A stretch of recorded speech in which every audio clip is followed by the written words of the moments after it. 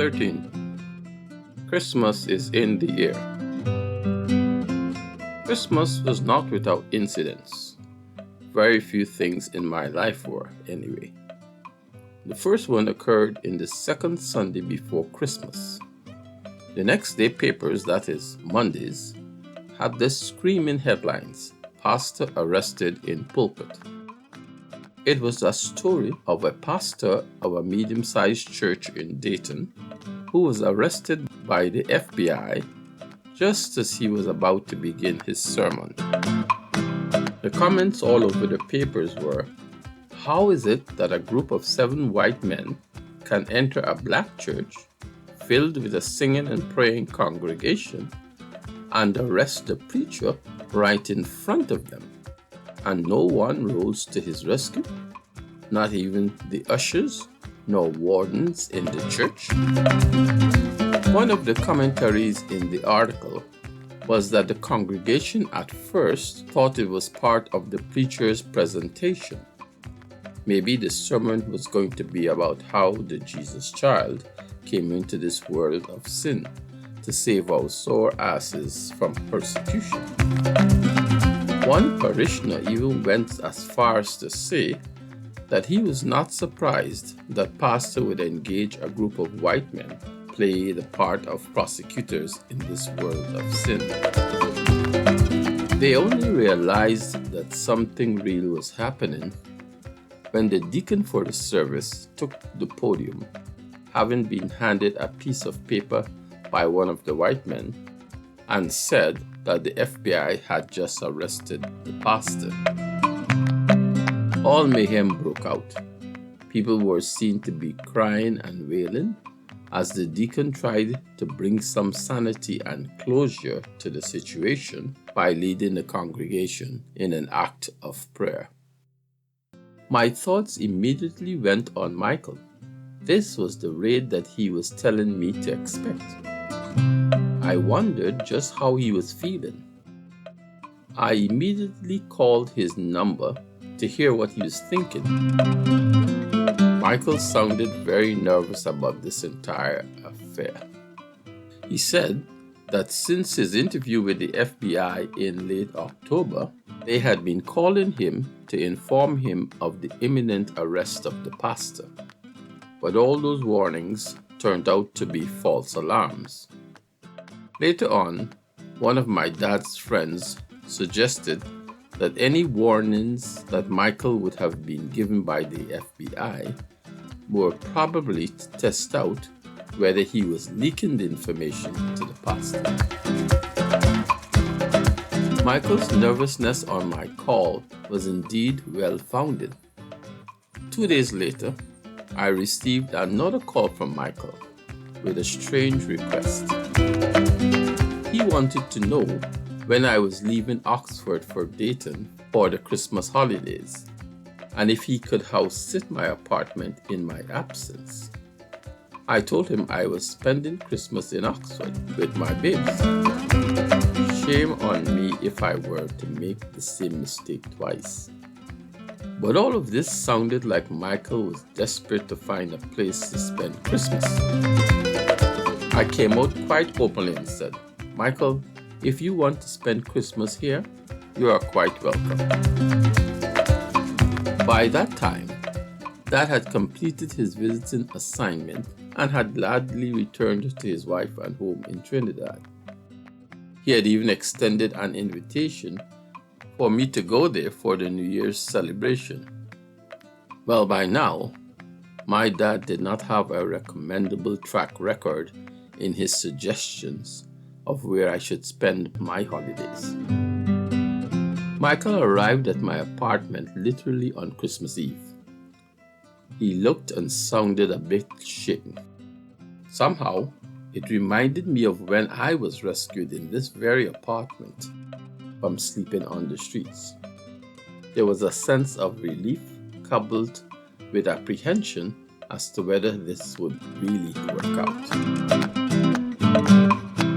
He started to convey to me that a fierce struggle had immediately erupted in the church following the pastor's arrest. The deacon of the service on that fateful Sunday was none other than his stepfather, Deacon Pindley, who actually witnessed the arrest.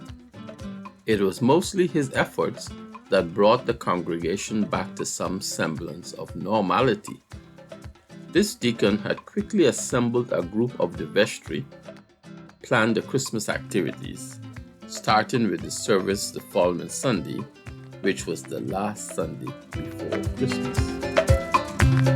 Many of the other deacons, who were older than Pindlin, saw this as a hostile takeover of the church and began to mount a vicious blowback at this turn of events.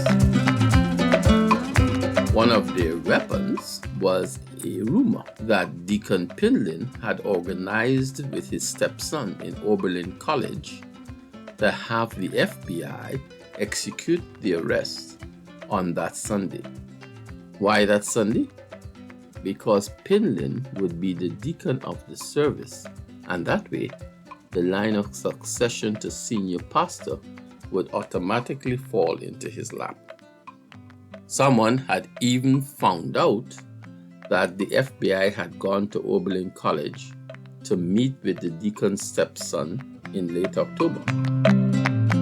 So, was it simply a coincidence that the Sunday of the arrest was the first time since that FBI interview that Pindlin was serving as deacon of the service? None of this, save the FBI's interview, was true. But in a rage of accusations, the truth was mostly ignored. Having already poor relationship with his stepfather, Michael was distraught to be in the heat of these internal accusations. The consequences could have been predicted. Deacon Pindlin formally informed his wife that Michael would not be welcomed in his home for Christmas. That left my poor young black brother stranded at one of his teammates' home in Oberlin. The Christmas spirit was definitely not with Michael this year. So much so that when I informed him of the routine, midnight mass and then Christmas lunch at the Peters residence, he insisted that it was not necessary for him to participate. Just go and do your thing, big brother. I will be all right. But I'm afraid that was not going to cut it with Gwen. She knew who he was and insisted that I bring him with me to church that night. I pulled out every authoritative posture I had to force Michael to participate in the Christmas celebrations at the Peters residence. This was a battle I neither asked for nor did I wish to entertain at this time. Convincing Michael to join our Christmas activities took more time than it took argumentation. I simply had to remind him how Gwen had helped him in his studies, that she adored him, and there was no way I can tell her that he simply refuses to join the celebrations. He accepted that, but the time it took to register all of this in his mind appeared to be exhausting. Michael was slightly shorter than I was, so at 5'11", standing next to me, you could easily have guessed that he was my junior. More than that, however, he had a way of looking up to me with a sense of reverence and obedience. I knew that in the end, he was going to do exactly what I told him to do. That was really part of the coaching discipline in varsity sports. Black athletes struggle with that. It becomes harder for a black athlete to differentiate between the technical information that a coach is providing, which he's expected through discipline to accept, and the political and social values that a white coach would want him to share. Complementing this whole value replacement strategy is the fact that engaging in college sports becomes a significant exercise in character building, and black athletes take readily to this. But that does not make them independent thinkers. Commentator Frank DeFord wondered why so many black athletes used their sports accolade as a springboard for politics, and why so many of these newly minted black politicians turn out to be Republicans. Part of the reason why this scenario plays out the way it does is because the money behind their political campaign is mostly white. But there is another side to this phenomenon. It is not uncommon for someone formed in the discipline of sports to see their white political advisors in the same light that they saw their former white coaches.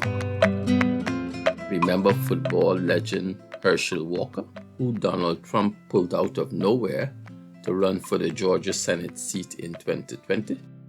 Even in the midterm elections in November 2023 in the state of Kentucky, Republican leader in the Senate, Mitch McConnell, sponsored the then Attorney General Daniel Cameron as a candidate for governor of Kentucky. Who was Daniel Cameron? Well, he also received some of that sports character foundation in his impressionable years as a redshirt freshman defensive back on the 2006 Louisville Cardinals football team at the University of Louisville, earning a BS degree in 2008. It is the same after effect of coaching discipline that appears to cloud their own independent stance. Someone should study the role played by white coaches in the formation of black Republican politicians. While I was drawn closer to Michael because of his predicament, I was not all too happy that he was joining the Christmas celebrations because I literally instructed him to do so. I still could not tell whether he was telling me the whole story behind his hesitancy, but I hoped that the joy of the season would overcome his woes. We arrived in church just as the procession was assembling at the door of the church. Gwen and her family were already seated in a row that was filled, but Michael and I were able to squeeze into the row in front of them. The procession started with a traditional Episcopal hymn, "Christians Awake, Salute the Happy Morn." The procession included, of course, our family friend, Father Chuck, all bedecked in the robes of the Deacon of the Mass. This guy does need to get married. He strikes too imposing a look on the younger congregants. When the celebrant, who brought up the rear of the procession, had passed our pew, Adrian, Gwen's younger brother, decided to switch seats with me. His comment was, "Hey, go sit with your girlfriend and take her out of her misery." Adrian then took my place next to Michael and introduced himself. "Hey man, I'm Gwen's brother." "Hi, I'm Michael." For a minute, he had not noticed the switch had been made. Looking back and see me smiling next to my babes, he then muttered, "And what did you say your name was?" "Adrian." "Are you Episcopalian?" "No man, I don't know what's going on." "Don't worry, I will explain it all to you and tell you what to do." These two guys seemed to have bonded immediately, even though physically they were miles apart. Adrian, I would say, was about 5'6", played no sports in high school, and as such had no defined muscles like his new compatriot Michael. At the end of the Mass, we all came out and shook hands with the priest, and also with the assistant vicar, Father Charles. He remembered Michael from the track a couple weeks earlier. "Hi, I see you're back with us. Well, Merry Christmas to you." "Merry Christmas, Father," Michael responded. Back at the apartment, we had time to get some sleep before returning to Gwen for lunch. I asked him how he enjoyed the service. "Oh, Adrian is a very nice guy. I like him a lot. He kept on explaining everything to me. Is he studying to become a priest? I laughed. Adrian, not in the slightest. He's a freshman engineering student at Cincinnati.